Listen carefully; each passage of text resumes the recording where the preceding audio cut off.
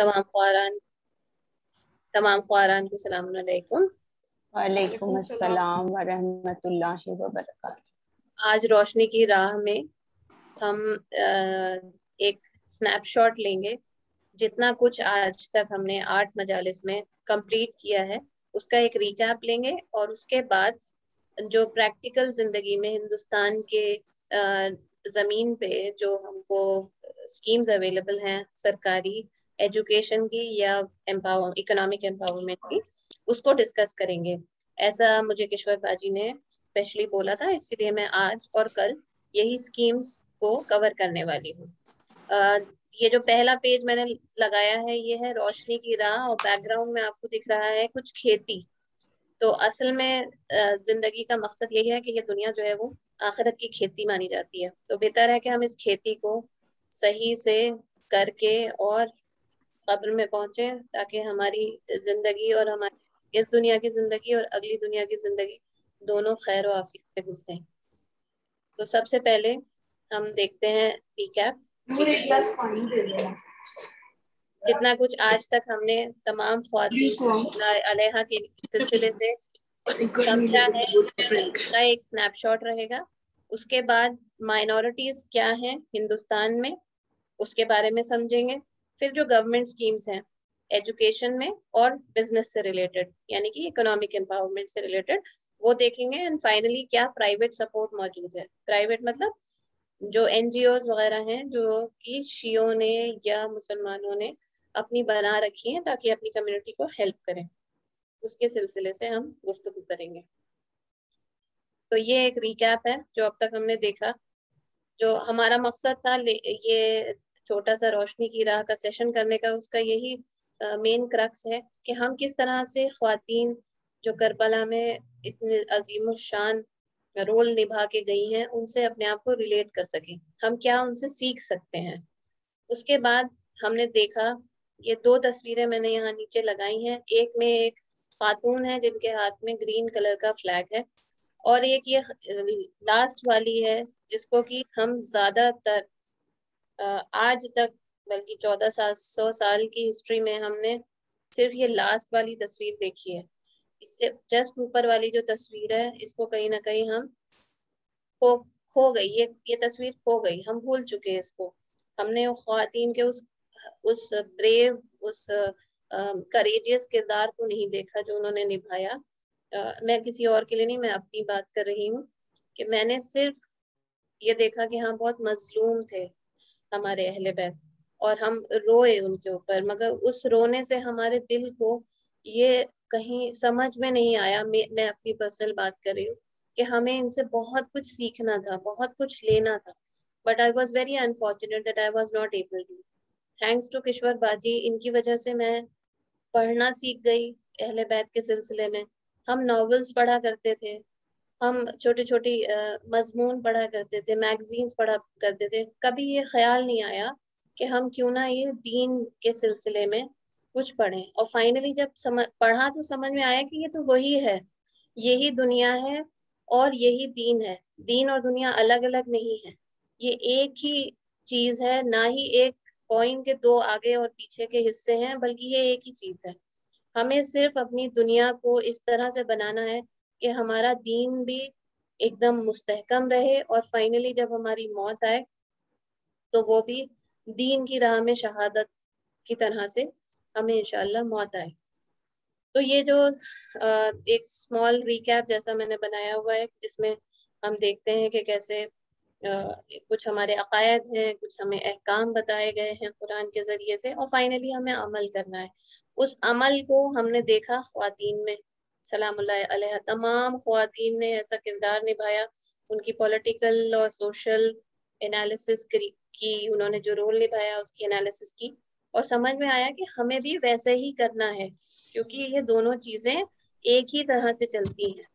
सच्चाई के रास्ते पे चलते रहें तो हमें दुनिया भी मिलेगी और आखिरत भी हमारे हिस्से में आएगी इंशाल्लाह। अब हम एम्पावरमेंट की बात अगर करें कि किस तरह से हमारी जो भी रोल मॉडल्स थी उन्होंने ब्रेवली, यानी कि बहुत हिम्मत के साथ जिंदगी गुजारी, खुद को एम्पावर किया नॉलेज से, इल्म से। तो वो इल्म क्या था? एक तो है कि हाँ, इल्म जो बेसिक इल्म है, जो कि हमें 4 या 5 साल की उम्र से सिखाया जाता है। कारी आते हैं, हम कुरान सीखते हैं, फिर हम मजालिस में जाते हैं। अल्हम्दुलिल्लाह अल्हम्दुलिल्लाह, शियों में कितनी बड़ी नेमत बीबी जैनब के जरिए से हमारे पास आई कि एक यूनिवर्सिटी है हमारे लिए सीखने के लिए। और कभी भी इंसान कहते हैं ना बुढ़ा नहीं होता, तो वाकई बुढ़ा नहीं होता। कितनी बड़ी उम्र में जाके मुझे अंदाजा हुआ, मैं अपने पर्सनल लेवल पे बोलूं, मुझे अंदाजा हुआ बहुत बहुत अरसे के बाद कि हाँ, बहुत कुछ खो दिया पीछे। अब अभी भी टाइम है, अभी भी वक्त है, तो क्यों ना हम आज से स्टार्ट करें। तो बिल्कुल वैसे ही कुछ मैं आप लोगों के सामने यहाँ पे दिखाना चाहूंगी कि जो दुनिया है उसको हम कैसे हासिल करें। लेकिन बेस लाइन हमारी वही रहनी चाहिए कि हमारे अकायद इतने मजबूत होने चाहिए, हर जगह हमको खुदा याद रहना चाहिए। जैसे ही खुदा याद रहेगा तो हम कहीं मक्कारी और फरेब झूठ नहीं करेंगे। और उससे चाहे हम कल मेडिकल लाइन में जाएं, चाहे हम इंजीनियरिंग लाइन में जाएं, अगर हम कुछ नहीं, अगर हम घर में भी जिंदगी गुजार रहे हैं, हाउसवाइफ बन के रहें, तब भी हम बिल्कुल परफेक्ट लाइफ अपनी एकदम बैलेंस के साथ जिएंगे इंशाल्लाह। तो आज हम सिर्फ टॉपिक्स कवर करेंगे जो कि माइनॉरिटीज के लिए हिंदुस्तान की सरकार ने स्कीम्स बना रखी है। एक शोबा है, एक डिपार्टमेंट है जो सिर्फ माइनॉरिटीज के लिए बनाया गया है। सभी जानते हैं, उसके मिनिस्टर साहब को भी जानते हैं, वो हमारी ही कौम के हैं। और बहुत सारी स्कीम्स हैं जो कि माइनॉरिटीज के लिए फ्लोट की गई हैं। अब माइनॉरिटीज क्या होती हैं पहले वो समझ लेते हैं। माइनॉरिटीज के लिए एक नेशनल कमीशन फॉर माइनॉरिटीज है। उनका एक एक्ट है, एक लॉ बना हुआ है, जिसमें कि उन्होंने डिफाइन किया है कि माइनॉरिटीज, ये 6 तरह की कौमें जो है ये माइनॉरिटी में मानी जाएंगी। पहली है मुस्लिम, क्रिश्चियन, सिख, बुद्धिस्ट, जैन, और आखिरी है पारसी। अगर हम फर्दर इसमें जाते हैं परसेंटेज वाइज, तो मुसलमान 14% के करीब हैं, क्रिश्चियंस 2% है, सिख 1.7 है, और बुद्धिस्ट, जैन्स एंड पारसीज 1% से भी कम है। और ये जितनी स्कीम्स हैं ये हम सब के लिए बराबर से लागू होती हैं। इसमें कोई डिस्क्रिमिनेशन नहीं होता, मुसलमान या क्रिश्चियन अदरवाइज में। Now we come to educational empowerment. Education के सिलसिले में हमें कहने की जरूरत नहीं है, हम मुसलमान हैं। पहली आयत ही आई थी तो वो इक़रा आई थी, यानी कि पढ़ो। तो कुछ हमारे साथ बदकिस्मती हुई कि हमारी कौम में जो छोटे शहरों में लोग रहते हैं वो अनफॉर्चुनेटली दूर हो गए, क्योंकि बहुत सारे वसाइल उनसे दूर थे। फिर हम जैसे मैं अपनी पर्सनल बात देखूं, तो हाँ, मेरे वालिद बाहर निकल के आए उस छोटे शहर से, उस वतन से। तो क्या हुआ कि आबाई वतन से बाहर निकले और साल के साल जाते रहे, तो हमने तो वो सब ले लिया, जो रिसोर्सेज बाहर अवेलेबल थे उसको यूज कर लिया, बट हमारे जो पीछे छूट गए थे वो अनफॉर्चुनेटली उतने उस लेवल पे नहीं पहुंच पाए। तो उनके लिए जरूरी है कि हम उन तक इस इंफॉर्मेशन को पहुंचाएं जो कि हिंदुस्तान की सरकार ने हमारे लिए बनाई है। और आप तमाम से मेरी गुजारिश है कि आप सभी बिल्कुल सेम मेरी ही जैसी नाव में होंगी कि अपने आबाई वतन से दूर रह रही होंगी। तो प्लीज अपने जो रिश्तेदार हैं, उनकी औलादें हैं, उन तमाम तक ये इंफॉर्मेशन पहुंचाएं। बड़ा बराए मेहरबानी। बीबी सैयदा सलामुल्लाह अलैहा इंशाल्लाह हमारी इस कोशिश को कबूल फरमाएंगी। तो पहली पहली जो स्कीम है वो है स्कॉलरशिप स्कीम। स्कॉलरशिप मिलती है प्री मैट्रिक, पोस्ट मैट्रिक, और इसके हायर लेवल पे भी, यानी कि पीएचडी लेवल तक भी स्कीम्स अवेलेबल हैं। प्री मैट्रिक मैं पूरी तफसील से लूंगी आगे और पोस्ट मैट्रिक का मैंने आज तस्करा नहीं करना है, वो इंशाल्लाह कभी और सेशंस होंगे तो उसमें हम बताएंगे। एक मौलाना आजाद नेशनल फेलोशिप है, जिसमें कि जो माइनॉरिटी स्टूडेंट्स एमफिल पीएचडी करना चाहते हैं उनको स्पेशल सपोर्ट दी जाती है। अगला है कोचिंग, यानी कि अगर कोई प्रोफेशनल कोचिंग करना चाहता है, प्रोफेशनल कोर्सेज के लिए, मसलन पीएससी या यूपीएससी में SSC के लिए, CGL लेवल के एग्जाम्स के लिए अगर कोई कोचिंग करना चाहता है तो माइनॉरिटी कम्युनिटीज के लिए स्पेशल कोचिंग्स अवेलेबल है, फ्री में उन्हें कोचिंग कराई जाती है। इन दोनों स्कीम्स का नाम है नया सवेरा और नई उड़ान। नया सवेरा तो कोचिंग हो गई फॉर एग्जाम्स, और अगर किसी ने यूपी का जो IAS का एग्जाम होता है, UPSC जो कंडक्ट करवाता है, अगर वो क्लियर कर लिया है प्रीलिम्स, तो मेंस के सपोर्ट के लिए नई उड़ान नाम का ये स्कीम है, जिसमें कि वो इंटरव्यू वगैरह और मेंस एग्जाम्स कैसे करते हैं उसको, उसके सिलसिले में ये कोचिंग की सपोर्ट देते हैं। Then we come to interest subsidy.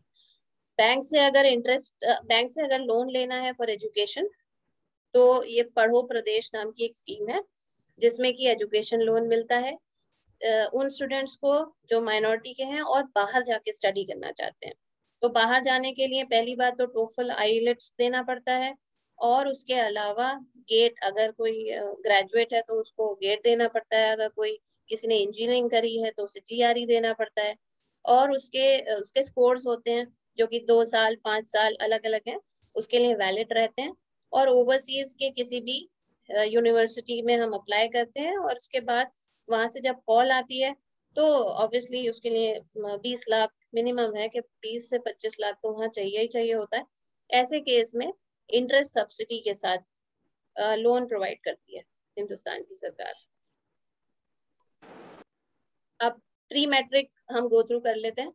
Pre matric की जो स्कॉलरशिप है, ये प्रधानमंत्री के जो 15 पॉइंट प्रोग्राम है उसका एक हिस्सा है, जो कि जून 2006 में अनाउंस हुआ था।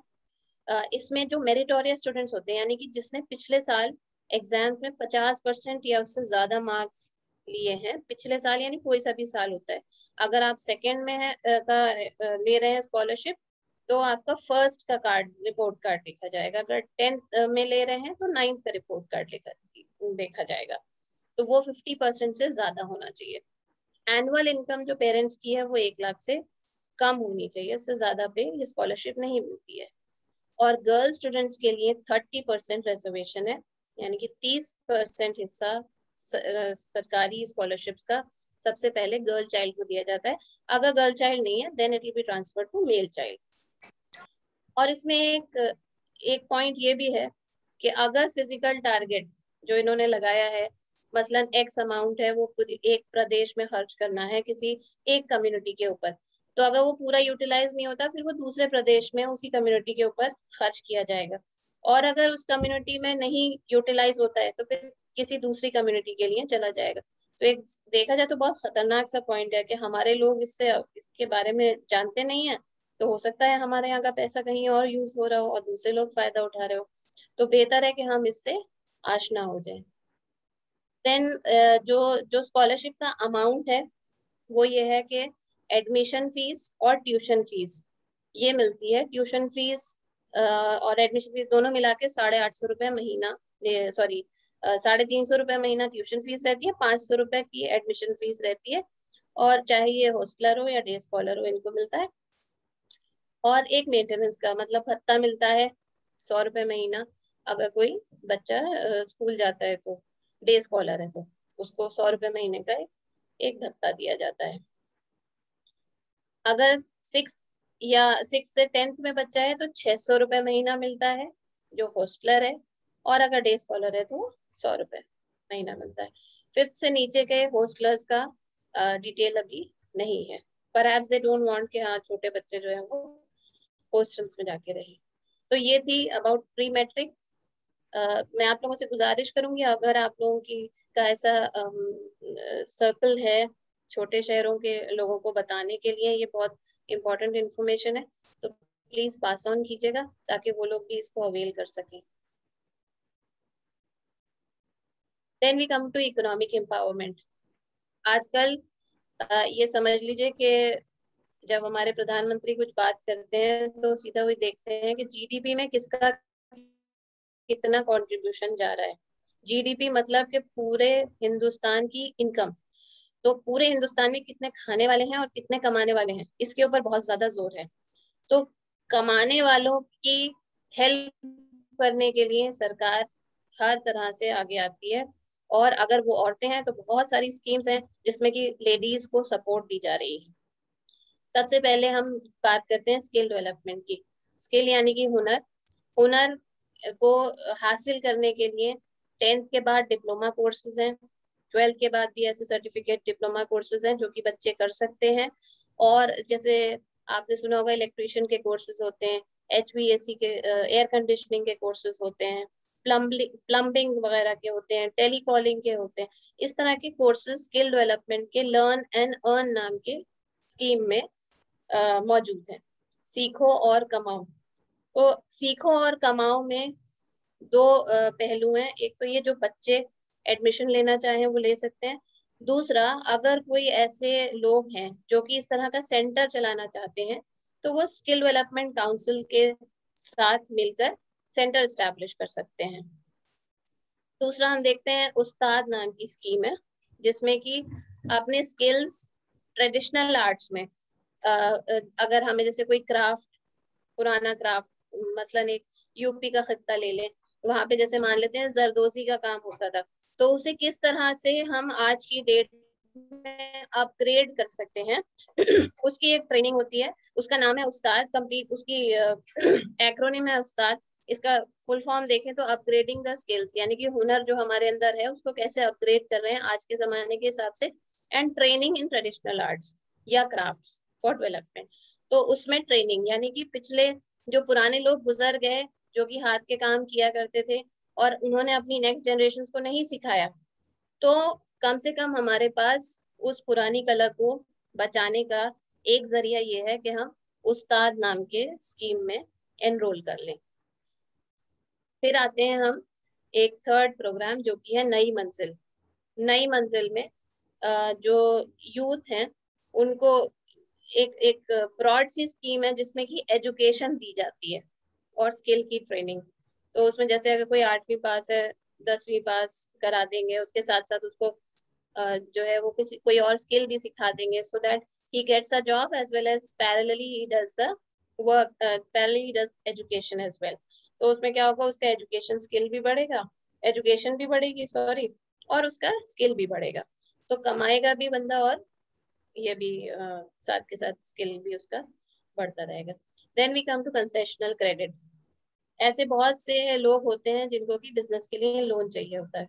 तो अगर कोई माइनॉरिटी से है तो उसको NMDFC नाम की एक संस्था है जो कि national minorities development and finance corporation है। ये लोग लोन्स प्रोवाइड करते हैं और लोन्स प्रोवाइड करने का बहुत सीधा साधा सिंपल सा प्रोसीजर रहता है। मैं पर्सनली आप लोगों को मतलब आई कैन वॉलंटियर, अगर किसी को ज़रूरत हो तो उसकी प्रोजेक्ट रिपोर्ट बनानी, प्रोजेक्ट फाइनेंसिंग करानी, ये सब हम करते हैं। तो ये हम फ्री ऑफ कॉस्ट कर देंगे अगर कोई हमारी कौम की लेडी हमें अप्रोच करती है। इसके अलावा क्योंकि मैं पर्सनली इस तरह का काम करती हूँ, तो अगर किसी लेडी को ज़रूरत है कि उन्हें बिजनेस स्टार्ट करना है या बिजनेस से रिलेटेड कोई भी सवालात करने हैं, तो I am there for you always. ये एक मैसेज आया था हमारे पास व्हाट्सएप पे और ये सही मैसेज है, वेरीफाइड मैसेज है कि HDFC बैंक परिवर्तन योजना लेकर आया है जिसमें कि जितने भी कोविड के दौरान लोगों ने अपने बच्चों को स्कूल से निकाल लिया, उनकी उन बच्चों की स्कूलिंग कंटिन्यू करने के लिए ये एक स्कॉलरशिप की स्कीम है जिसमें कि क्लास 1 to 12 के बच्चों के लिए यह है कि अगर उनके माँ बाप का किसी भी एक फादर या मदर का किसी का इंतकाल हुआ है या दोनों का हो गया है तो उनको सपोर्ट दी जाएगी। इसमें भी वही है कि एनुअल फैमिली इनकम जो है वो 6 लाख से नीचे होनी चाहिए तभी उनको स्कॉलरशिप मिलेगी। यहाँ पे अप्लाई करने का लिंक भी दिया हुआ है, जिसको जरूरत हो आप लोग प्लीज इसको फॉरवर्ड कर सकते हैं। तो इसकी रकम जो दी हुई है कि अगर कोई स्कूल में है बच्चे 1st से 12th तक तो 15 से 21 हजार रुपए मिलेंगे, और अगर उसके बाद है कोई +2 कर चुका है तो 20 से 75 हजार रुपए मिलेंगे डिपेंडिंग अपॉन द केस। तो जैसा कि मैंने बताया कि जो प्री मैट्रिक स्कॉलरशिप्स हैं उसमें जो टारगेट है सरकार का वो ये कि 30 लाख स्कॉलरशिप्स इनको बांटनी है। अब 30 लाख में से 30% तो सोच लीजिए 9 लाख तो लड़कियों को ही मिलनी है, तो क्यों ना हम लोग इसका फायदा उठाएं।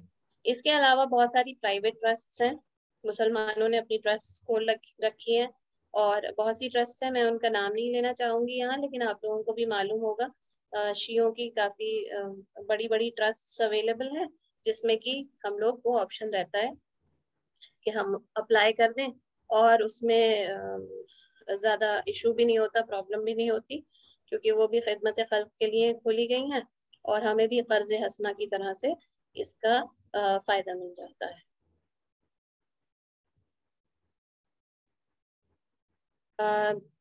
जज़ाकल्लाह। आप मेरे ख्याल से 30 मिनट्स का टाइम था, और I have been able to cover the basic things. Kishwar baji, जैसे कि हमारा डिस्कशन हुआ था, अगर आप चाहेंगी तो ये इंफॉर्मेशन बहुत ज़्यादा तफसील में बयान करते हुए हम इसके ऊपर कोई भी सेशंस ले सकते हैं, एक्सपर्ट्स को बुला सकते हैं, और इसके अलावा जो भी कोर्सेज आजकल आम हैं, जो भी दुनिया में हो रहे हैं या जो हिंदुस्तान में हो रहे हैं, विद इन द रीच, अगर किसी एक पर्टिकुलर शहर में के आसपास वो कोर्सेज हो रहे हैं, तो हम उसकी सबकी डिटेलिंग करवा सकते हैं। तो अगर आपको लगता है कि इसकी जरूरत है, तो आइंदा आप कुछ ऐसे सेशंस अरेंज करा लीजिएगा। और खुदा आपको जजा दे किश्वर आंटी, आपने जो सोचा कि ये इस तरह के सेशन जो है आपने एज अ प्रीफिक्स लगा दिए मजलिस में, तो उसमें शायद ऑडियंस ज्यादा हो गई है। अल्हम्दुलिल्लाह 31 लोग दिखाई दे रहे हैं मुझे, 30 लोग मुझे सुन रहे हैं। तो इंशाल्लाह बीबी ज़हरा सलामुल्लाह अलैहा के सदक़े में हम ये बातें समझेंगे, और अपने रिश्तेदारों को, अपने हम वतन लोगों को इंशाल्लाह ये बातें पहुंचाएंगे। और इसी के साथ मैं जज़ाकल्लाह कहती हूँ। शुक्रिया आप लोगों का for a patient hearing. Jazakallah Sabah, and very good information you have passed on, and hopefully we will share it with others who require it. Okay, and we will, yes, take up the issues later in a separate session, but we wanted to do a brief one before the majlis. Because ladies who are connected to education, bravery, courage, we have all covered them, and they were educated as per their times. तो इसलिए आपकी जरूरत पड़ी, and thank you for saying labbaik to the whole issue that we created. Okay. अस्सलामुअलैकुम रहमतुल्लाहि व बरकातुहू। माशाल्लाह सबा बहन, आपने तो मतलब इतनी इंफॉर्मेशन आपने इकट्ठा की और हम सबको एजुकेट किया। That's wonderful. परवरदिगार आपको इसकी अजर अजीम अता करे, इसके बदले इतना इतना कुछ सीखा, और आप इतनी हेल्पफुल हैं। इंशाल्लाह परवरदिगार हम सबको तौफीक दे कि हम अपने आसपास के सभी मोमिनात को आगे बढ़ के उनसे उनकी परेशानियों को जाने, और उनके इल्म को बढ़ाने के लिए हम सबा बहन से ले सकते हैं मदद इंशाल्लाह। और परवरदिगार आलम कबूल फरमाए आपकी पूरी एक एक कोशिश जो आपने एवरी डे जो आपने की है। अल्हम्दुलिल्लाह अल्हम्दुलिल्लाह। और परवरदिगार आलम आपके इल्म को और बढ़ाए, आपके दिल को नूर से भर दे, नूर इल्म से इंशाल्लाह। और इंशाल्लाह हम आपको सुनते रहेंगे, और इसी तरह आप हमें इंफॉर्मेटिव प्रेजेंटेशन देती रहें, हमारे इल्म को बढ़ाती रहें। जज़ाकल्लाह खैर बहन। वक्त हो गया मजलिस का, तो इन्नल्लाह व मलाइकतुहु युसल्लूना अलन नबी या अय्युहल्लज़ीना आमनू सल्लु अलैहि व सल्लिमू तस्लीमा। अल्लाहुम्मा सल्लि अला मुहम्मदिन व आलि मुहम्मद वअज्जिल फरजहुम। अल्लाहुम्मा सल्लि अला मुहम्मदिन व आलि मुहम्मद वअज्जिल फरजहुम। अल्लाहुम्मा सल्लि अला मुहम्मदिन व आलि मुहम्मद वअज्जिल फरजहुम। बिस्मिल्लाहिर रहमानिर रहीम। अल्लाहुम्मा कुल्ले वलियकल हुज्जत इब्निल हसन सलवातुका अलैहि व अला आबाए फी हाज़िहि स्सा व फी कुल्ली स्सा वलिया व हाफिज़ा व क़ाइदा व नासिरा व दलीला व आइना हत्ता तुस्किनहु अर्ज़का तवा व तुमत्तिअहु फ़ीहा तवीला बिरहमतिका या अरहमर राहिमीन।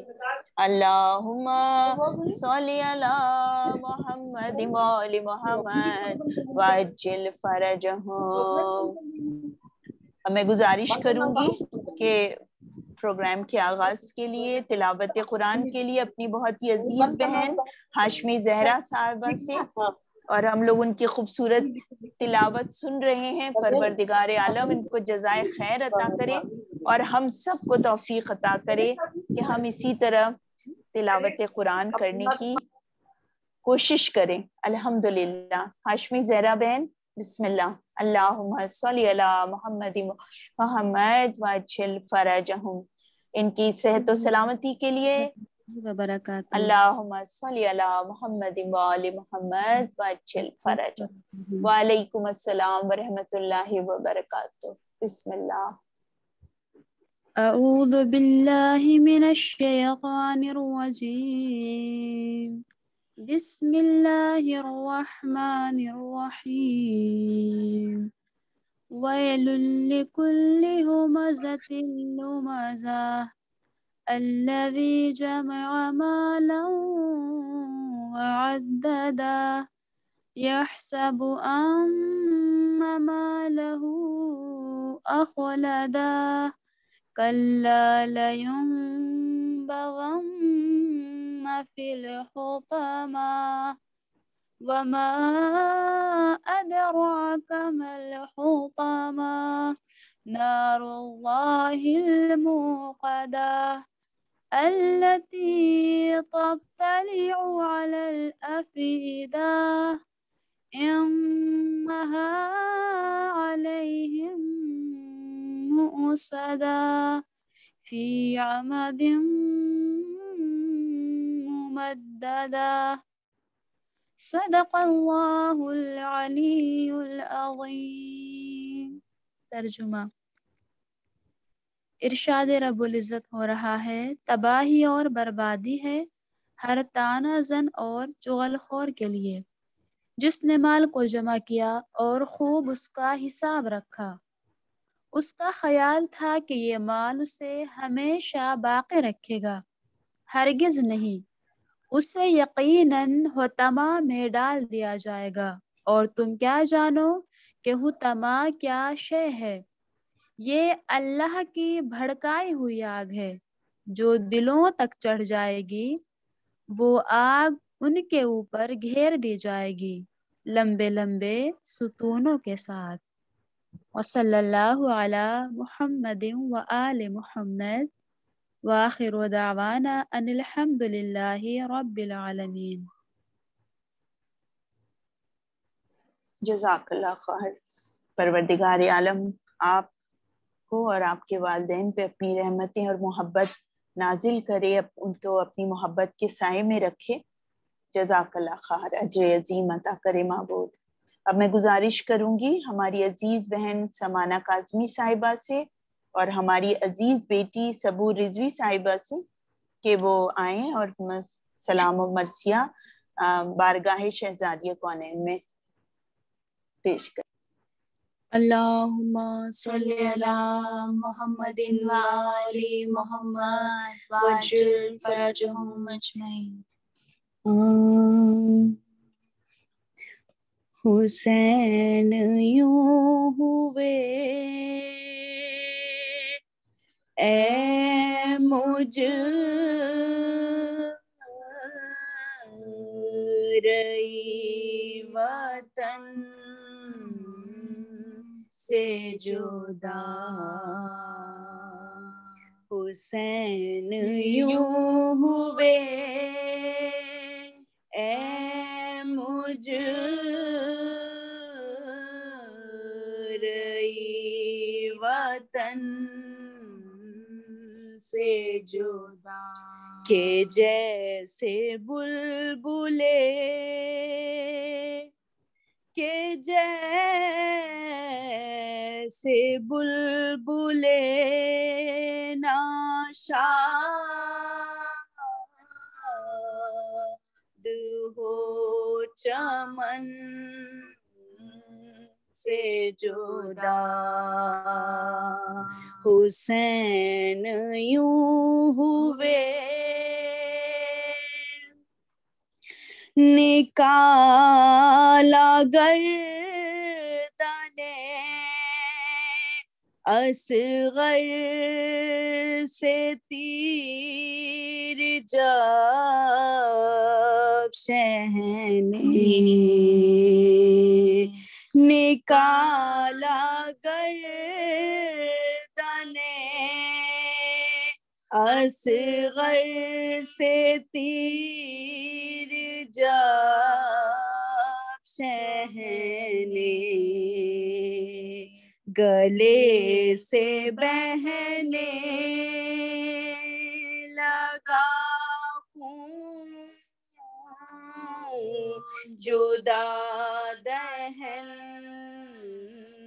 से जुदा गले से बहने लगा हूँ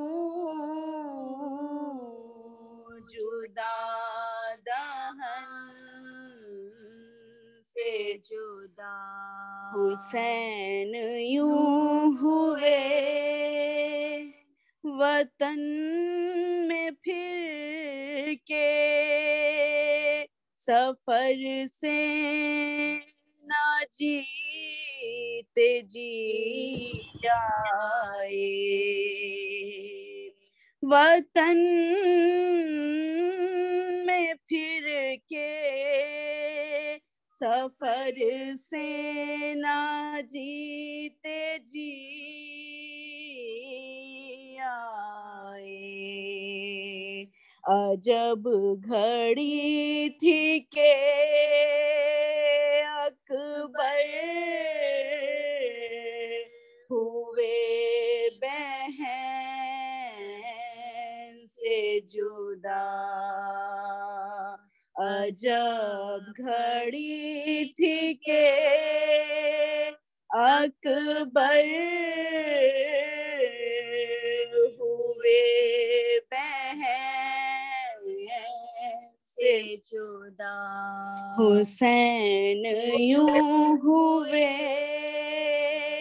सकीना मर गई कैदे सितम में घुट घुट कर सकीना मर गई कैदे सितम में घुट घुट कर मगर ना चांद सी गर्दन हुई रसन से जुदा मगर ना चांद सी गर्दन हुई रसन से जुदा हुसैन यूं हुए अल्लाहुम्मा सल्ली अला मुहम्मदिन वाले मुहम्मद वअज्जिल फरजहुम अल्लाहुम्मा सल्ली अला मुहम्मदिन वाले मुहम्मद वअज्जिल फरजहुम सूरह फातिहा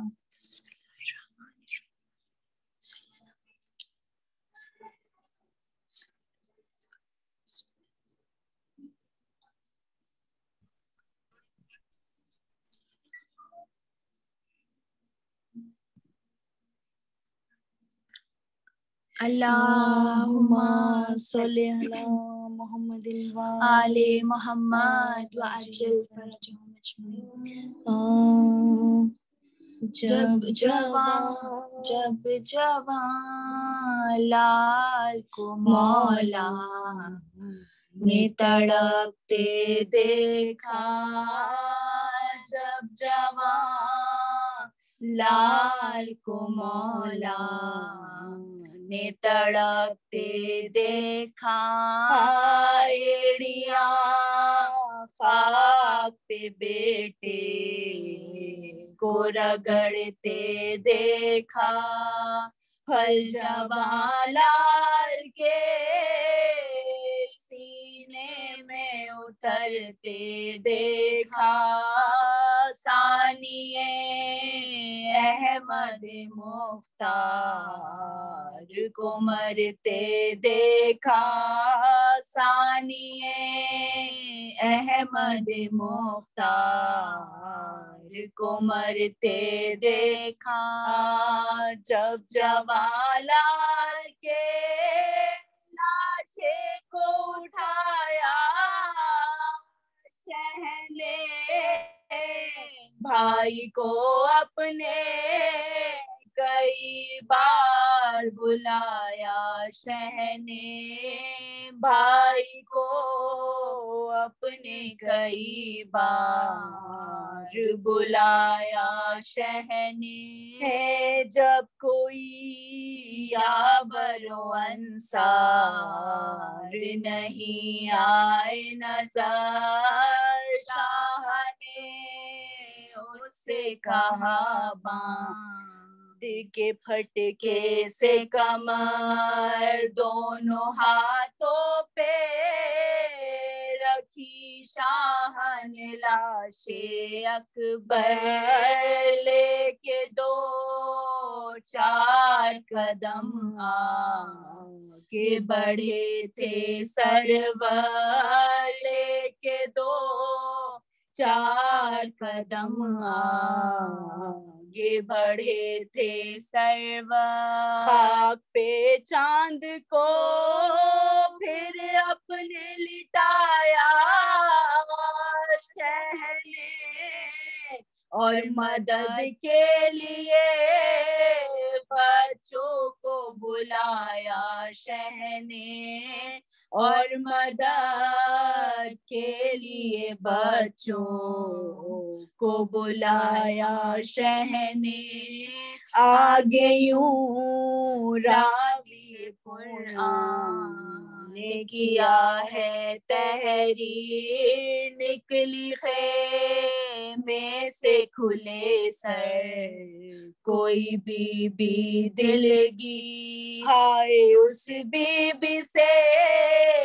कहने लगे रोकर शबीर, लुट गई कर वो बला में मेरी दौलत हमशी, लुट गई कर वो बला में मेरी दौलत हमशी, नेज़ाक भर के कलेजे पे लगा है ज़ैना, चांद मख्तल में मेरा छुपा है ज़ैना, चांद मख्तल में मेरा जो छुपा है ज़ैना, पहले ख्वाहर को गए खेमे में लेकर मौला, बाद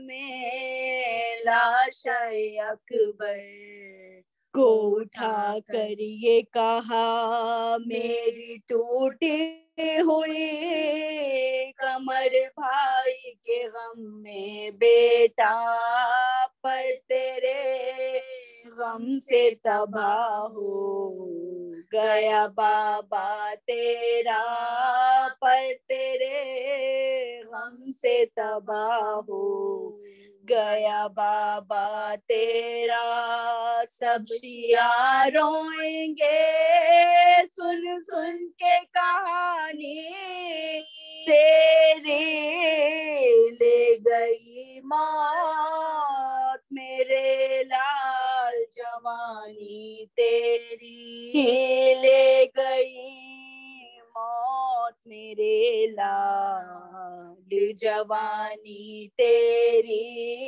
पहले ख्वाहर को गए थे में लेकर मौला बाद में लाश अकबर को उठा कर ये कहा मेरी टूटी हुई कमर भाई के गम में बेटा पर तेरे गम से तबाह हो गया बाबा तेरा पर तेरे गम से तबाह हो गया बाबा तेरा सब शिया रोएंगे सुन सुन के कहानी तेरी ले गई मौत मेरे लाल जवानी तेरी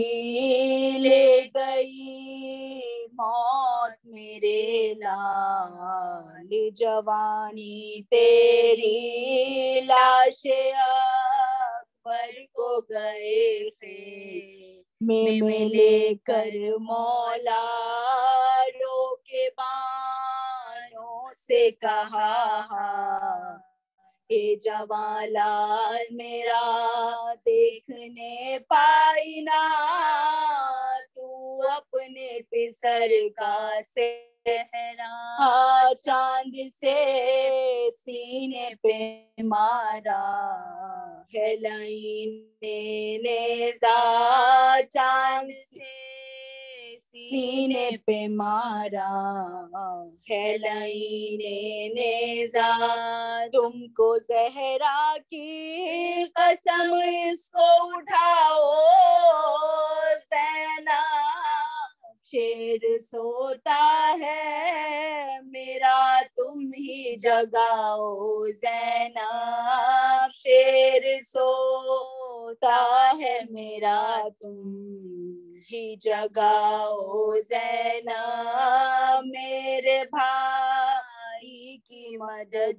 कौन करेगा अकबर सर मेरे भाई का खंजर से कटेगा अकबर तीरे असगर भी कलेजे पे लगेगा अकबर खेमे कुछ देर में हरे जलेगा अकबर खेमा कुछ देर में हरे जलेगा अकबर बाद तेरे मेरी चादर भी छिनेगी प्यारे सर खुले ज़ैनबे दिल गिर फिरेगी प्यारे सर खुले ज़ैनबे दिल गिर फिरेगी प्यारे दिल में हसरत थी तुम्हें दूल्हा बनाती अकबर चांद से रूप पे तेरा सेहरा सजाती अकबर तेरी दुल्हन को वतन लेके भी जाती अकबर छोटे छोटे तेरे बच्चों को खिलाती अकबर छोटे छोटे तेरे बच्चों को खिलाती अकबर नुसरते हक में मोहम्मद की निशानी दे दी खूने इस्लाम ने मांगा तो जवानी दे दी होने से इस्लाम ने मांगा तो जवानी दे दी, नुसरते हक में मोहम्मद की निशानी दे दी। होने से इस्लाम ने मांगा तो जवानी दे दी, होने इस्लाम ने मांगा तो जवानी दे दी। जवान लाल को मौला।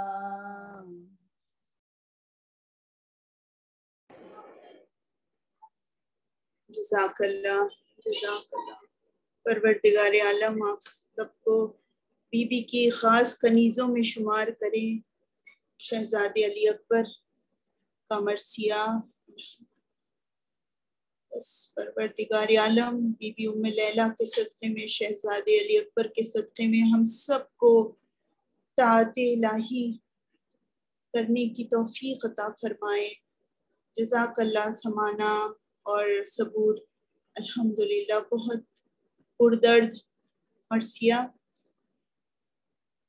अब मैं गुजारिश करूंगी अपनी बहन, अजीज बहन ज़ाकिरा रियान ज़ैनब साहिबा से कि वो आए और इस बज़्म को खिताब करें। और मैंने तो अपनी छोटी बहन रियान ज़ैनब साहिबा को सुना है, अल्हम्दुलिल्लाह बहुत अच्छी कोशिश है इनकी। परवरदिगार आलम इनको इल्म का उरूज अता करे और इनके कल्ब को इल्म नूर से भर दे। परवरदिगार के बच्चे छोटे हैं लेकिन फिर भी सारी जिम्मेदारियों के साथ ये दीन का काम कर रही हैं, अल्हम्दुलिल्लाह। परवरदिगार आलम इन्हीं की तरह सबको नेक तौफीक यंग जनरेशन को दे कि अपनी सारी जिम्मेदारियों को पूरी बखूबी बहक के ज़हरा सलामुल्लाह अलैहा पूरी कर सकें। जज़ाकल्लाह। पर इनके सेहत व सलामती के लिए और इनके इस्तक़बाल के लिए हम सब मिलके एक बार सलवात पढ़ते हैं। अल्लाहुम्मा सल्ली अला मुहम्मद व आले मुहम्मद व अज्जिल फरजहुम। तो आप लोग जी ज़ाकिरा रियान ज़ैनब साहिबा आइए और खिताब करें। अल्लाहुम्मा सल्ली अला मुहम्मद। बिस्मिल्लाह। जज़ाकल्लाह।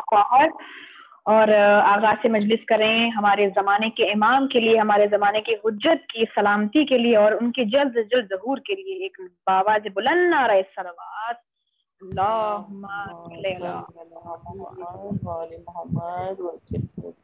हाज़रीन मजलिस, हाज़रीन मजलिस, अस्सलाम वालेकुम वरहमतुल्लाहि वबरकातुहू। औज़ु बिल्लाहि मिनश शैतानिर रजीम। बिस्मिल्लाहिर्रहमानिर्रहीम।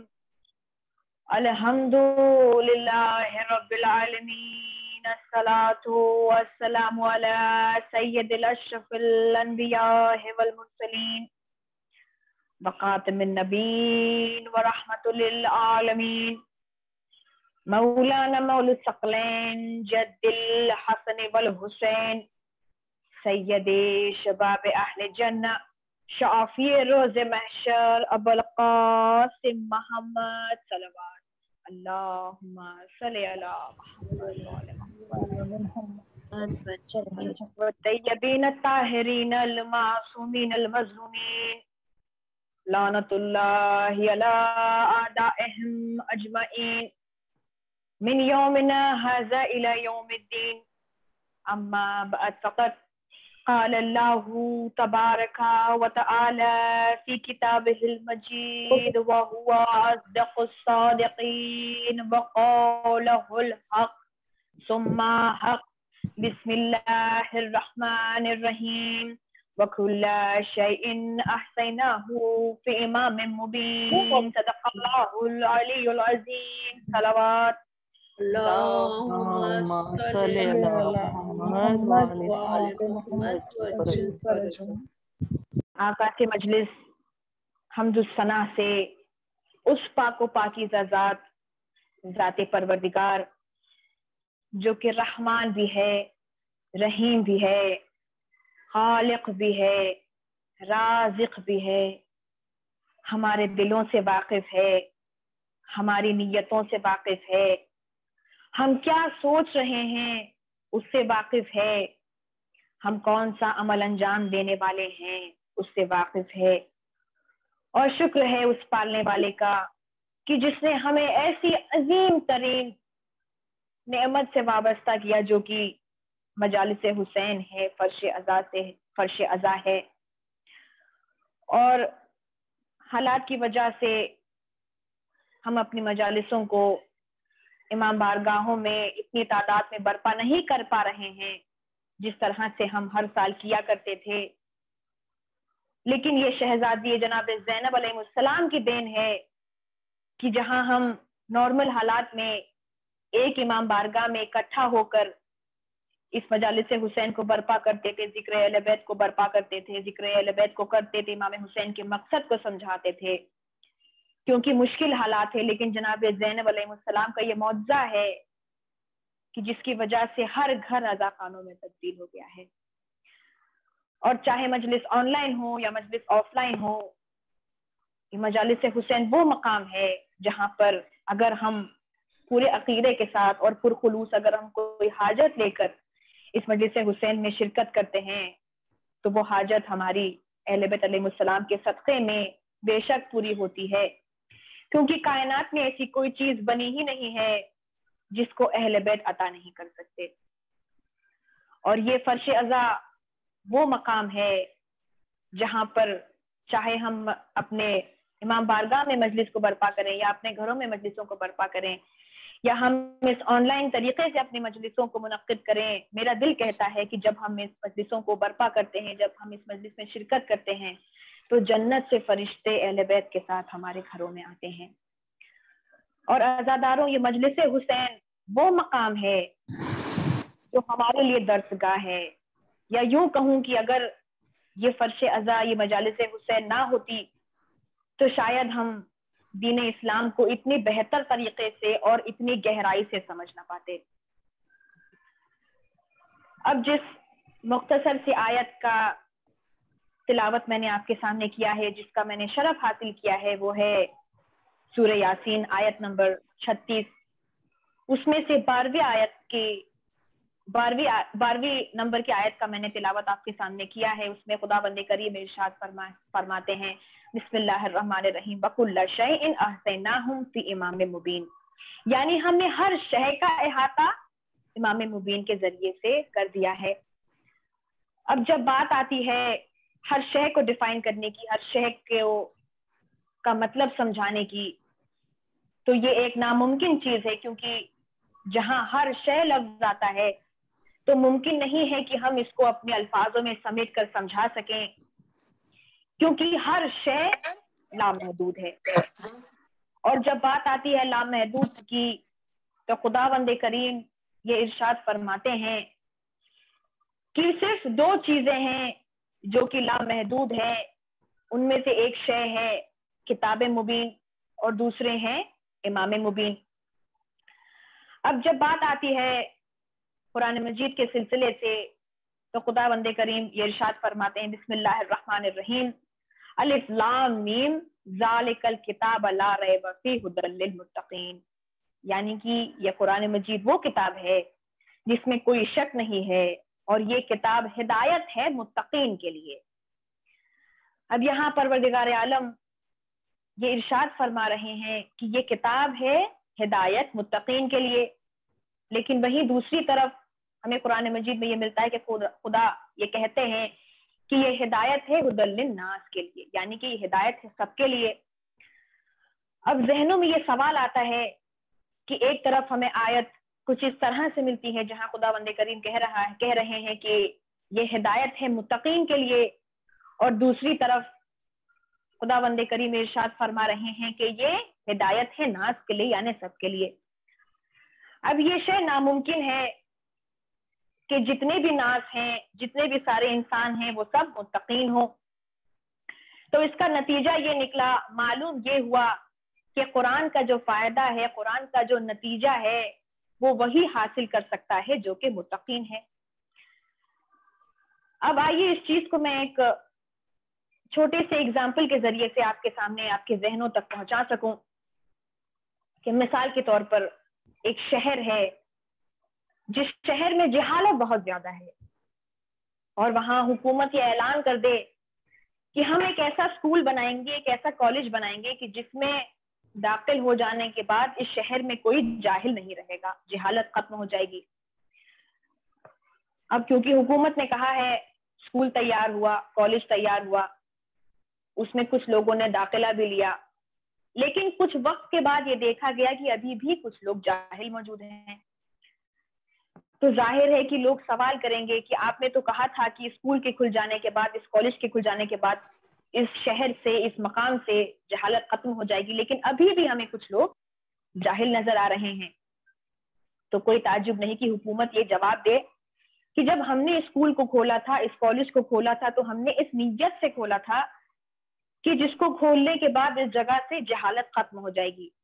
अब वो लोगों पर डिपेंड करता है कि उन्होंने उसमें दाखिला नहीं लिया, क्योंकि ये जो स्कूल हमने खोला था, ये जो कॉलेज हमने खोला था, ये जो इंस्टीट्यूशन हमने खोला था, ये सबके लिए ओपन थी। अब इसमें से इल्म वही हासिल कर सका और इस मकाम से जहालत से तालिबे इल्म वही बना जिसने इसमें दाखिला लिया। बस यही जवाब है हमारे सवाल का कि कुरान मजीद जो हिदायत है वो सबके लिए है, लेकिन इसका फायदा वही उठा सकते हैं जो कि मुत्तकीन हैं, और उसका फायदा वही उठा सकते हैं जो कि मुत्तकीन हैं और जो इमाम मुबीन के जरिए से इसमें दाखिल होंगे।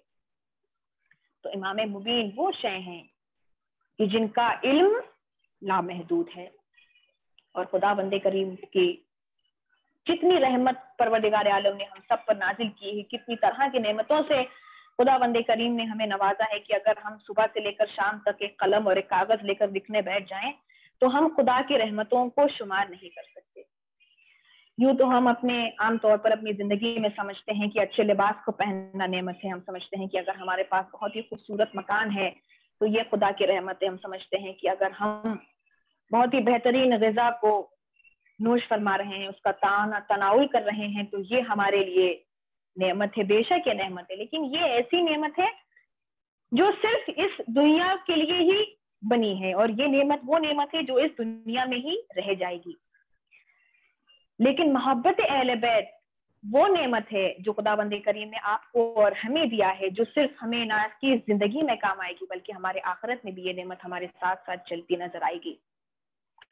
और खुदाबंद करीम इतना रहमान और रहीम है कि उसने हमारे हिदायत के लिए इंतजाम किया दो चीजों के जरिए से, एक है कुरान पाक और दूसरा है अहले बैत। और कुरान मजीद वो हिदायत है कि जिसको हम कहते हैं कि कुरान मजीद हमारे लिए एक थ्योरेटिकल गाइडेंस है, यानी कि अगर हमें खुदाबंद करीम की गाइडेंस को समझना है, उसको अपनी जिंदगी में उतारना है, तो हमें कुरान मजीद की तिलावत करनी पड़ेगी। और दूसरी शय जो अल्लाह ने हमारे हिदायत का इंतजाम किया है वो है अहले बैत। अगर हम अहले बैत की जिंदगी पर गौर और फिक्र करेंगे तो हमें मकसद जिंदगी समझ में आ जाएगा, और हमें ये भी समझ में आएगा कि खुदा ने हमारी खिलकत का मकसद क्या रखा है और खुदा हमसे क्या एक्सपेक्ट करता है। अब इन दोनों हिदायत में एक कॉमन चीज ये है कि अगर आपके दिलों में मोहब्बत अहले बैत हो, मुहिब्ब अहले बैत हो, और अगर आप दिल में मारिफत अहले बैत को रखकर, मोहब्बत अहले बैत को रखकर जब आप तिलावत कुरान करेंगी तो वो आयतें सिर्फ आपके लबों पर और आपकी जुबान पर नहीं बल्कि आपके दिलों में उतरती नजर आएंगी। अब इसकी दलील ये है क्योंकि पूरा का पूरा कुरान खुदा ने अहले बैत की शान में नाजिल किया है। तो हम कितने नसीब वाले हैं, कितने खुशकिस्मत हैं कि खुदाबंद करीम ने हमें ऐसे दर से वाबस्ता किया, हमें ऐसी अजीम तरीन शख्सियतों को हमारे लिए नमूने अमल के तौर पर बनाकर भेजा कि खुदाबंद करीम ने हमारी हिदायत का इंतजाम कुछ इस तरह से किया कि अहले बैत के मर्दों को, हर जमाने के मर्दों के लिए नमूने अमल बनाकर भेजा, अहले बैत की औरतों को हर जमाने की औरत के लिए नमूने अमल बनाकर भेजा, और अहले बैत के बच्चों को हर जमाने के बच्चों के लिए अहले बैत एक नमूने अमल बनाकर भेजा। अब क्योंकि आज की मजलिस में हमें तज़किरा करना है जनाब खदीजतुल कुबरा सलामुल्लाहि अलैहा का, कि मैं कहना चाहूंगी कि इस दुनिया में, इस जमीन पर जितने भी इंसान हैं, जितने भी लोग हैं, अगर हम अपनी तमाम दौलत को, शोहरत को, चाहे वो हमारी कमाई हुई हो या हमें विरासत में मिली हो, अगर हम उन तमाम नेमत से अगर जनाब खतीजा के कर्ज को उतारने की कोशिश करेंगे, तब भी उसके मुकाबिल वो एक जर्रे के बराबर है। और जनाब खतीजतुल कुबरा सलामुल्लाह अलैहा वो हस्ती हैं कि जो इस जमीन पर, जो रसूल खुदा जब इस्लाम को लेकर जमीन पर आए थे, तो सबसे पहले खवातीन जिसने दीन इस्लाम को कबूल किया था वो थी जनाब खदीजतुल कुबरा सलामुल्लाह अलैहा। और यूं तो शहजादी की जिंदगी में उनको अलग अलग तरह के अलकाब मिले, लेकिन उन अलकाब में से एक लक़ब जो शहजादी को मिला वो था मलिकतुल अरब। यानी खुदा ने इनको कितनी ज्यादा दौलत से और शोहरत से खुदा ने इनको नवाजा था कि आपको लोग अरब की मलिका कहते थे। और ऐसा भी वक्त आया कि जब आपके दिल में अल्लाह के रसूल के लिए मारिफत पैदा होने लगी, जब आप एक मर्तबा उनके किरदार को आपने देखा, उनकी अजमतों को पहचाना, तब आपने रिश्ता भेजा अपनी सहेली के जरिए जनाब अबू तालिब के घर। यूं तो देखिए इंडियन कल्चर में हम ये देखते हैं कि रिश्ता जो है वो लड़के वालों की तरफ से लड़की के घर में आता है, लेकिन यहाँ पर रिश्ता किसकी तरफ से गया है? जनाब खतीजा के घर से रिश्ता गया है जनाब रसूल खुदा सल्लल्लाहु अलैहि वसल्लम के लिए। और शायद इसमें मसलहत खुदा कुछ इस तरह से है कि कहीं जमाना ये ना कहे कि मोहम्मद ने शादी खतीजा से पैसों की लालच में किया है। अल्लाह अकबर। और जनाब खतीजा वो खातून है कि जिन्होंने अपनी तमाम मालो दौलत दीन इस्लाम की राह में खर्च कर दिया। रसूल खुदा की जो भी चीजें थी उस पर उन्होंने खर्च किया। और इससे हम खवातीन को एक ये मॉरल मिलता है, ये लेसन मिलता है कि हम खवातीन के पास, हम औरतों के पास जो कुछ है वो सिर्फ हमारा नहीं है, लेकिन जब हमारे शौहर को उस चीज की जरूरत पड़ेगी तो हमें बेशक अपने शौहर को उस चीज से मदद करना चाहिए। और दूसरी शय जो मैं आपके सामने बयान करना चाहूंगी वो ये है कि जब रसूल खुदा सल्लल्लाहु अलैहि वसल्लम जब रसूल खुदा मिराज पर गए थे, और जब मिराज से जब आप वापस आए हैं जमीन पर, आपके सहाबियों ने पूछा कि या रसूल अल्लाह ये बताइए कि आपने मिराज पर क्या देखा। तो रसूल खुदा सल्लल्लाहु अलैहि वसल्लम फरमाते हैं कि जब हम अल्लाह से मुलाकात करने के लिए, अपने रब से मुलाकात करने के लिए मिराज पर गए थे, और वहां पर जाने के बाद मैंने उस महल को देखा जो अल्लाह ने, अल्लाह अकबर, जनाब खतीजा के लिए बनाया था। और अल्लाह ने खतीजा के लिए सलाम भेजा है। और वो महल खुदावंद करीम ने जनाब खतीजा अलैहिस्सलाम के लिए इसीलिए बनाया क्योंकि उन्होंने इतनी सारी कुर्बानियां राह खुदा में पेश करी। और हमें भी ये कोशिश करनी चाहिए कि हम राह खुदा में चीजों को पेश करें। कि हम अक्सर सुनते हैं ना बड़े बड़े आलिमों से कि जब आप किसी के साथ कोई नेकी करें, किसी के साथ कोई नेकी अंजाम दें, तो ये कोशिश करें कि आप एक हाथ से करें और आपके दूसरे हाथ को भी मालूम ना हो। तो यही कंट्रीब्यूशन रहा है, बस यही कंट्रीब्यूशन रहा है शहजादी का। और शहजादी वो शहजादी है कि जिन्होंने अपना सब कुछ उन्होंने लुटा दिया है दीन इस्लाम के लिए। और जैसा कि मैंने कहा कि खुदावंद करीम ने हमारे लिए नमूने अमल अहले बैत के घराने की औरतों का कुछ इस तरह से बनाया कि अगर हम अहले बैत की घराने की औरतों की जिंदगी पर, इनके किरदार पर तवज्जो फरमाएं, तो हमारी जिंदगी भी उसी तरह से बनेगी जिस तरह से खुदावंद करीम हमसे एक्सपेक्ट करता है। चाहे आप अहले बैत की घराने की बेटियों को देख लें, चाहे आप इनके घराने के बच्चों को देख लें, चाहे आप इनके घराने की बहुओं को देख लें, अगर हम उनकी जिंदगी में से एक छोटी सी क्वालिटी भी अगर हम अपनी जिंदगी में उतार लें तो हमारी जिंदगी जो है बेहतर और बेहतर होती नजर आएगी। और आज हमें तज़किरा करना है जनाब उम्मे लैला के लाल का। कौन उम्मे लैला?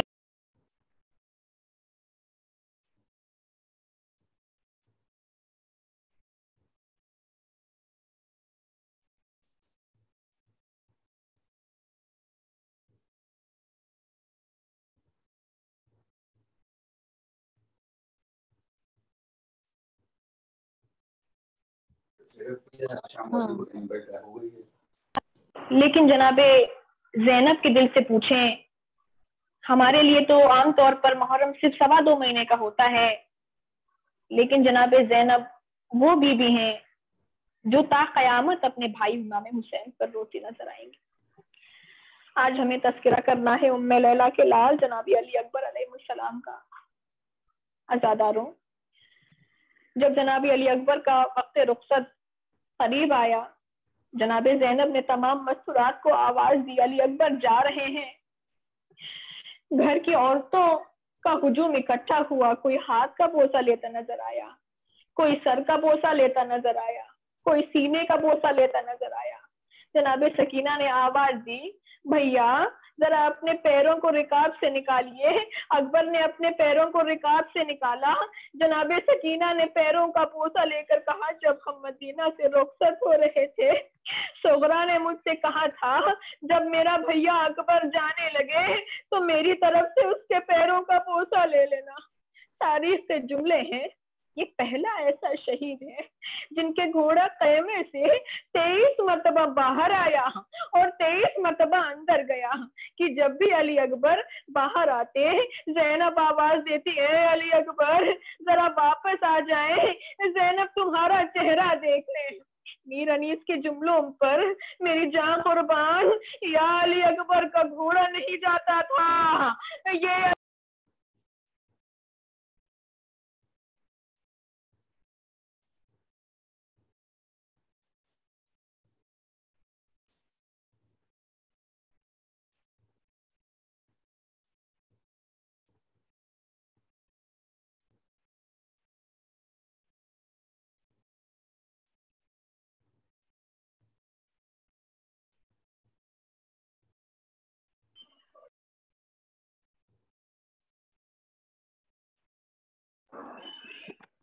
अज़ादारों, मीर अनीस कहते हैं कि ये अली अकबर का घोड़ा नहीं जाता था, ये अली अकबर का जनाजा बाहर जाता था।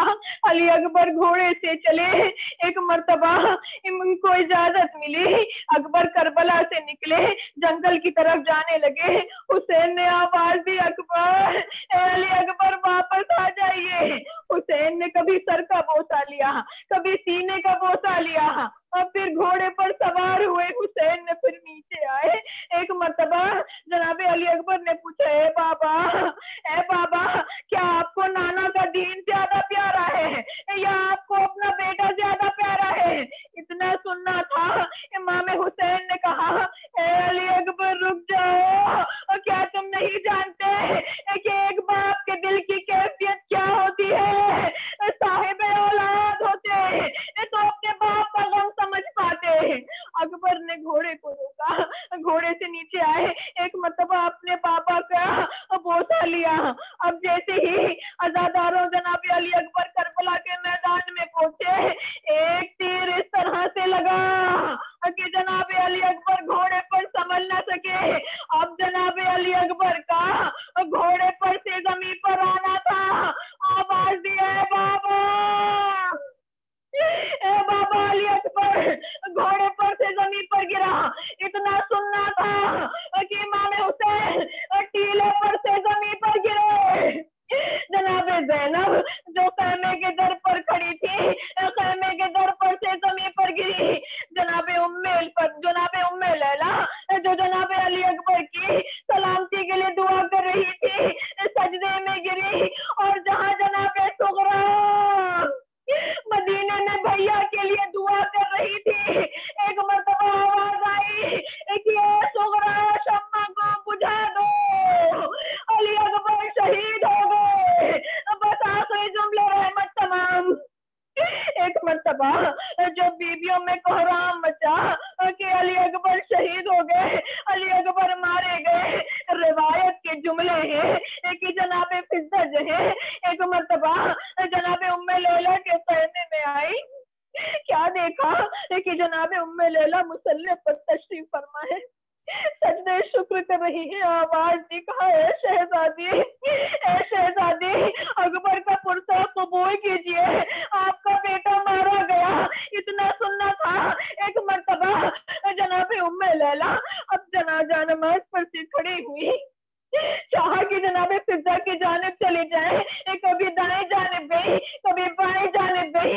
ये माजरा देकर जनाबे जनाबे शहजादी को बड़ा हाथ, बहुत ही ज्यादा उन्होंने कहा कि शहजादी ये क्या माजरा है कि आप कभी बाएं जाने जाती हैं, कभी दाएं जाने जाती हैं। जनाबे फिजा कहती है, बीबी ये बताइए कि क्या माजरा है।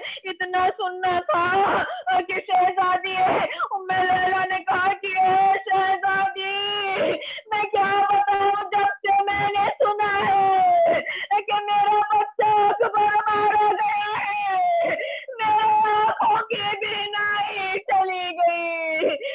परवरदिगारा, मेरे बच्चे अली अकबर के साथ मेरी बीनाई हमेशा के लिए खत्म हो गई। इन्ना लिल्लाहि व इन्ना इलैहि राजिऊन। अला लानतुल्लाहि अलल कौमिज़ ज़ालिमीन। मातमे हुसैन। हुसैन हुसैन हुसैन हुसैन हुसैन हुसैन हुसैन हुसैन हुसैन हुसैन हुसैन हुसैन। अकबर तुम्हें मालूम है क्या मांग रहे हो, तुम बाप से मरने की रज़ा मांग रहे हो। अकबर तुम्हें मालूम है क्या मांग रहे हो, तुम बाप से मरने की रज़ा मांग रहे हो। इस आलम गुर्बत में तुम्हें जाने दूं कैसे, इस दश्त मुसीबत में तुम्हें जाने दूं कैसे, इस वक्त कयामत में तुम्हें जाने दूं कैसे। ऐ लाल जो तुम इज़्ने विगा मांग रहे हो, तुम बाप से मरने की रज़ा मांग रहे हो। अकबर तुम्हें मालूम है क्या मांग रहे हो, तुम बाप से मरने की रज़ा मांग रहे हो। क्या गुजरेगी इस बाप के दिल पर नहीं सोचा, तुमने ये मेरी जान अली अकबर नहीं सोचा। मर जाऊंगा मैं तुझसे बिछड़ कर नहीं सोचा, तुम मुझसे ज़ईफ़ी का असा मांग रहे हो, तुम बाप से मरने की रज़ा मांग रहे हो। अकबर तुम्हें मालूम है क्या मांग रहे हो, तुम बाप से मरने की रज़ा मांग रहे हो। दिल रोता है नजरों से अगर दूर हो बेटा, किस तरह जुदाई तेरी मंजूर हो बेटा। तुम ही मेरी आंखें हो, मेरा नूर हो बेटा, मुझसे मेरी आंखों की जिया मांग रहे हो, तुम बाप से मरने की रज़ा मांग रहे हो।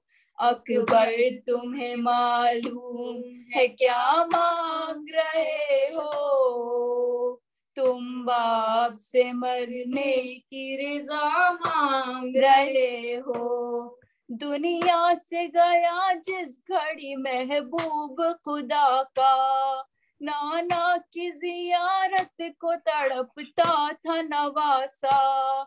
ऐ लाल तुझे इसलिए खालिक से था मांगा, मकबूल हुई मेरी दुआ मांग रहे हो,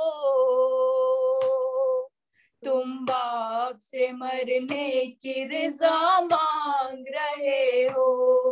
अकबर तुम्हें मालूम है क्या मांग रहे हो, तुम तुम बाप से मरने की रजा मांग रहे हो। एक रोज तुझे आन के मांगा था फूफी ने, 18 बरस नेज़ों से पाला था फूफी ने, बेटों से भी ज्यादा तुझे चाहा था फूफी ने, एहसान जो ज़ैनब ने किया मांग रहे हो। तुम बाप से मरने की रजा मांग रहे हो। अकबर तुम्हें मालूम है क्या मांग रहे हो। तुम बाप से मरने की रजा मांग रहे हो। हुसैन हुसैन हुसैन हुसैन हुसैन हुसैन हुसैन हुसैन हुसैन हुसैन या हुसैन या हुसैन या हुसैन या हुसैन या हुसैन या हुसैन या हुसैन या हुसैन या हुसैन।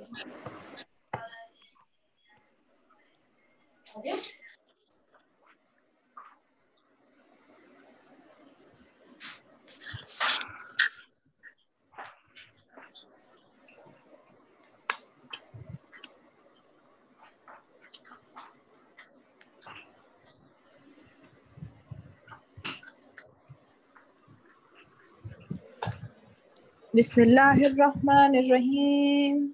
अस्सलामु अलैका या अबा अब्दुल्लाह, अस्सलामु अलैका या इब्न रसूलल्लाह, अस्सलामु अलैकुम वला जद्दिका वाबीक, अस्सलामु अलैकुम वला उम्मिका वाक़ीक, अस्सलामु अलैकुम व रहमतुल्लाहि व बरकातुहू, अस्सलामु अलैका या गरीबल गुरबा, अस्सलामु अलैका या मुइन ज़ुफ़ाई वल फ़ुक़रा, अस्सलामु अलैकुम या शम्स शमूस, अस्सलामु अलैकुम या अनीस नफूस, अस्सलामु अलैकुम या अय्युहल मदफून बिअर्ज़ितूस, अस्सलामु अलैकुम व रहमतुल्लाहि व बरकातुहू, अस्सलामु अलैकुम या साहिबल अस्र व ज़मान, अलमान अलमान अलमान, अस्सलामु अलैकुम या शरीकल कुरआन, अस्सलामु अलैकुम या मज़हरल ईमान, अजलल्लाहु तआला फरजक व सहलल्लाहु तआला मखरजक व ज़ुहूरक इंशाअल्लाह।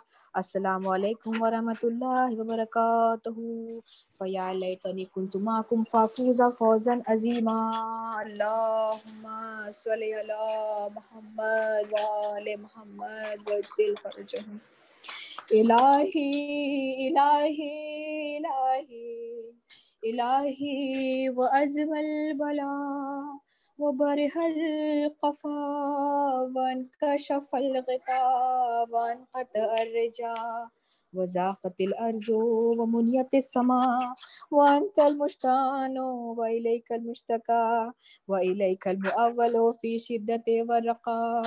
अल्लाहुम्मा सल्लि अला मुहम्मद व आले मुहम्मद वज्जिल फ़रजहुम। अल्लाहुम्मा सल्लि अला मुहम्मद व आले मुहम्मद वज्जिल फ़रजहुम। अल्लाहुम्मा सल्लि अला मुहम्मद व आले मुहम्मद वज्जिल फ़रजहुम। उलिल अम्रि लज़ीना फ़रज़ता अलैना ताअतहुम अरफ़्तना बिज़ालिका मंज़िलतहुम व फ़र्रिजना बिहक़्क़िहिम फ़रजन आजलन क़रीबन कलम्हिल बसर अहुवा अक़रबु या मुहम्मदो या अलियो या मोहम्मद इक्फ़ियानी फ़इन्नकुमा काफ़ियान वंसुरानी फ़इन्नकुमा नासिरान या मौलाना या साहिबुज़्ज़मान या मौलाना या साहिबुज़्ज़मान अलगौस अलगौस अलगौस अदरिकनी अदरिकनी अदरिकनी अस्साद अस्साद अस्साद अल अजल अल अजल अल अजल या अरहमर राहिमीन बिहक़्क़ि मुहम्मदिन व आलिहि ताहिरीन या हुज्जति इब्नुल हसन अजलल्लाहु ज़हूरक। ए पालने वाले, तुझे वास्ता शहदाए करबला का, सिराने करबला का, ये जो इबादत हमने किया है, ये जो मजलिस अज़ा जो हमने बर्पा की है, मेरे पालने वाले तुझे वास्ता अहले बैत का हमारी इस मजलिस अज़ा को आप कबूल फरमाएं। और ए मेरे पालने वाले, ये जो वबाए मरज़ फैली है, मेरे पालने वाले जल्द से जल्द इसका आप खात्मा करें, ताकि हम अपने मजलिसों को, अपने जुलूसों को और अपने हर महफिल को उस तरह से बर्पा कर पाएं जो उसका करने का हक़ है। और ओ मेरे पालने वाले, इस मजलिस अज़ा में जो भी बीबियां अपनी जायज़ हाजतों को लेकर आए हैं मेरे पालने वाले, तुझे वास्ता जनाब सकीना का कि इन सब की हाजतें पूरी हों।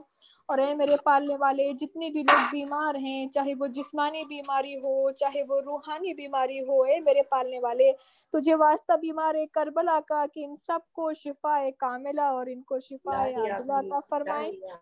और ये मेरे पालने वाले हम सब खवातीन को ये फजीलत दे, हम खवातीन को आप परवरदिगार ये क्वालिटी दे कि हम अपने बच्चों की तरबियत उस तरह से करें जिस तरह से करबला की शहजादियों ने अपनी बीवियों अपने बच्चों की परवरिश की है। और ये मेरे पालने वाले सबसे बड़ी दुआ हमारी ये है कि अपने हमारे आखिरी इमाम, हमारी आखिरी हुज्जत की जल्द से जल्द ज़हूर में ताजील फरमा। आमीन या रब्बुल आलमीन।